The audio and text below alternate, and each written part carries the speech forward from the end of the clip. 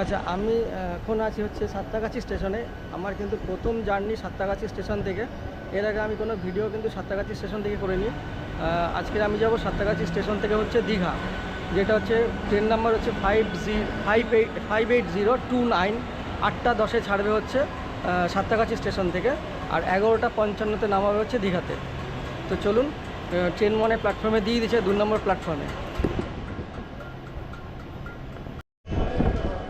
আচ্ছা, এই যে ট্রেনটা আমি যাচ্ছি, এটা কিন্তু প্রতি রবিবার দিন ছাড়ে সাঁতরাগাছি থেকে।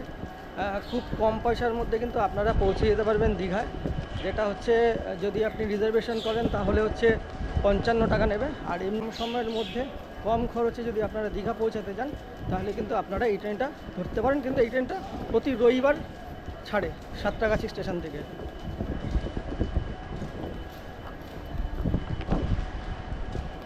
580298 Santragachi Digha passenger. Santragachi Digha passenger will depart at the scheduled time.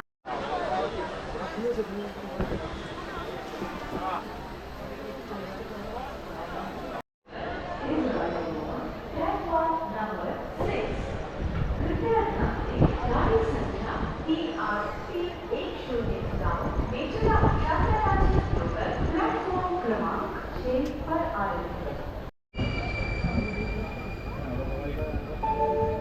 For the kind attention of the passengers, train number 3890 down Apna. আপনাদের দেখিয়ে দিই, এই ট্রেনে কিন্তু টয়লেটও পেয়ে যাবেন। মোটামুটি পরিষ্কার, কিন্তু অতটা বলা যায় না। ঠিক আছে, যা যা আছে ওই কল থেকে শুরু করে একটা বেসিন, একটা ইন্ডিয়ান। তো এটা হচ্ছে মানে এই ট্রেনের হচ্ছে টয়লেটও পেয়ে যাবেন। তো চলুন, জার্নিটা কেমন হয় সেটা দেখার।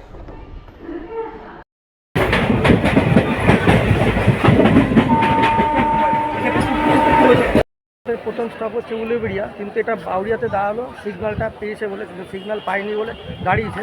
কিন্তু আমাদের ফার্স্ট স্টপ হচ্ছে কিন্তু উলুবেড়িয়া, তারপর হচ্ছে বাগনান। যাত্রাপথের দ্বিতীয় স্টপ হচ্ছে বাগনান। বাগনানে এখন চলে এসেছি। 10 মিনিট থেকে লেট সেই রয়েই গেছে মোটামুটি।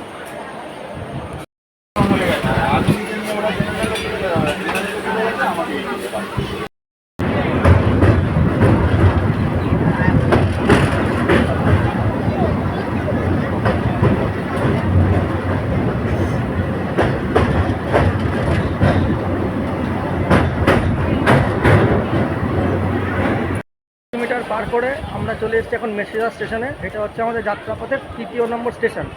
আচ্ছা, এই মেছেদা স্টেশন থেকে আমাদের পরে স্টপেজ হচ্ছে তমলুক। তো চলুন, এরপর তমলুক, কাঁথি, তারপর হচ্ছে দীঘা।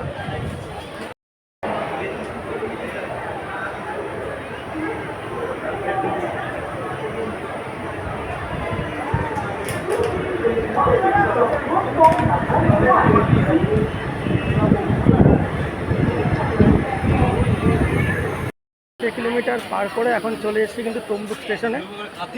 এরপর হচ্ছে কাঁথি, তারপরে হচ্ছে আমাদের দীঘা।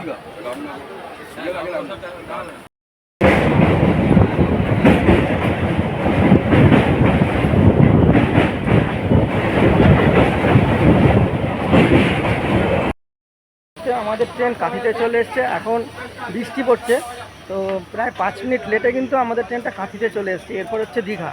তো ট্রেনটা কিন্তু ভালোই টানছে।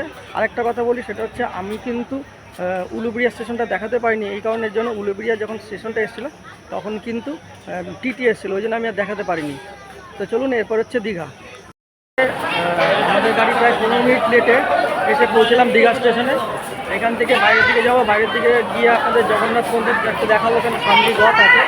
তো এখন হয়তো জগন্নাথ দেবের মন্দির বন্ধ আছে, যেহেতু জগন্নাথ দেবের স্নান যাত্রা আছে।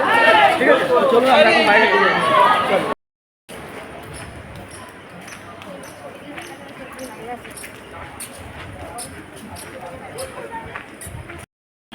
এখন আমি প্ল্যাটফর্ম থেকে বেরিয়ে গেছি।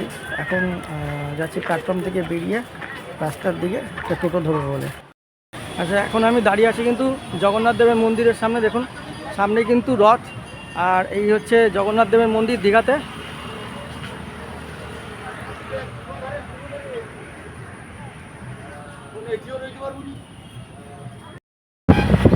যদি ভিডিওটা ভালো লেগে থাকে তবে লাইক করবেন, শেয়ার করবেন এবং সাবস্ক্রাইব করে জানাবেন যে ভিডিওটা কেমন লাগলো।